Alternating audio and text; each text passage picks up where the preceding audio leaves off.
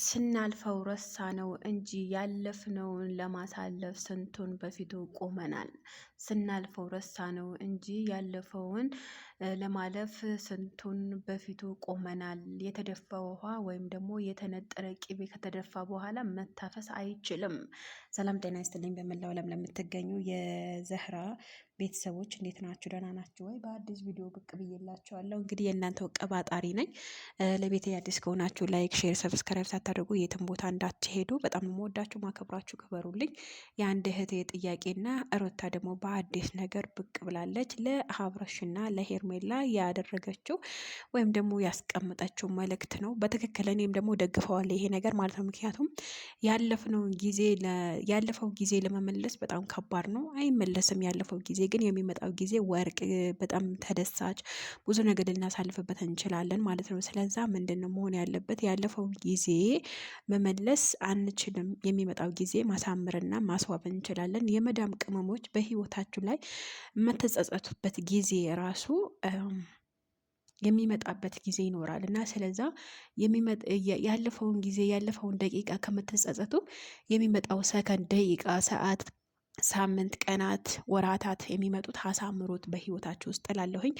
ሄርሜላ ትላንትና በተደረገው ቪዲዮ ላይ ሩቲ መልእክት እንዳስቀመጠች፣ ይሄ ደግሞ በጣም እኔ እንጃ፣ አንዳንድ ጊዜ ሩታ የምታስቀምጣቸው መልእክቶች አስተማሪም ናቸው፣ በጣም ማናዳጅ ናቸው፣ በጣም ደግሞ ቅኔም ናቸው ማለት ነው። ስለዛ ለአብርሽና ለሄርሜላ ምን አለቻቸው መሰላችሁ?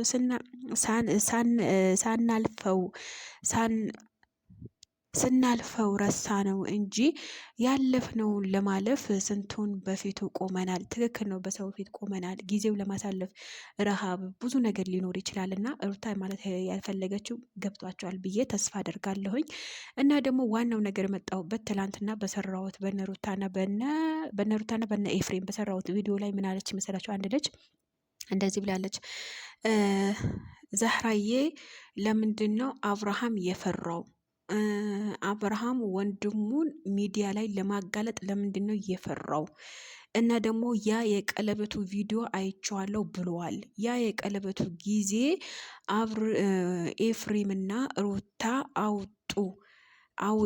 አውጣላት ወይም ደግሞ አውጣው፣ ቀለበቱ እሷ ጋር ምንም ሊያደርግ አይችልም። አሁን ደግሞ አንተ ከልጅና ከሚስትህ ጋር ነው ያለከው ሲሉኝ እሺ ብዬ ተቀብዬ የእናንተን ንግግር ብቻ ነበረ የምሰማው። ይሄ ነገር ለምንድን ነው? ይሄ ነገር መልስ እፈልጋለሁ ብሎ እየጠየቀ አይደለም።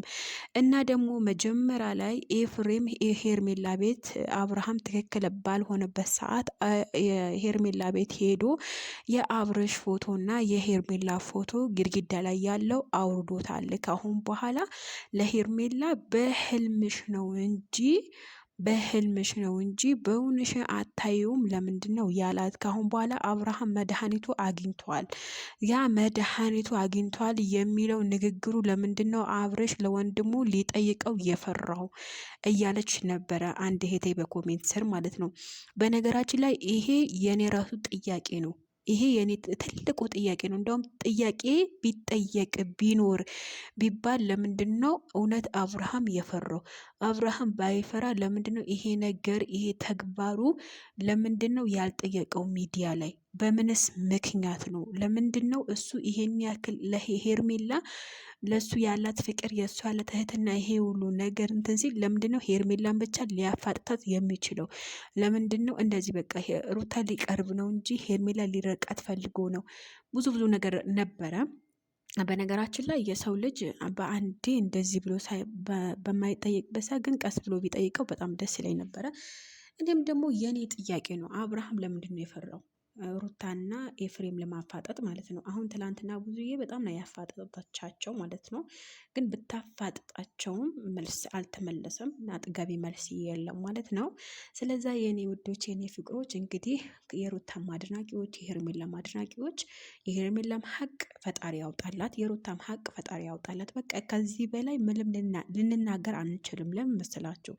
እኛ በእነሱ ቦታ አልሆንም፣ አላየንም፣ እያየን የነበረው በአይናችን ያው ቪዲዮ የተለቀቀው ነው። እኛ ከካሜራው ፊት ለፊት ያለው ነገር ነው እንጂ እያየን ያለ ነው ከካሜራ ጀርባ የሚሆነው ነገር ምንም የምናውቀው ነገር የለም። እውነት ይሄ ሁሉ ነገር ሲፈጠር አብርሃም የማያውቅ እንደገና ቀለበቱ ሲያውልቅባት ኤፍሬም ሄርሜላ ላይ ሲይዘት የነበረው በቃ ብዙ ነገር አለ።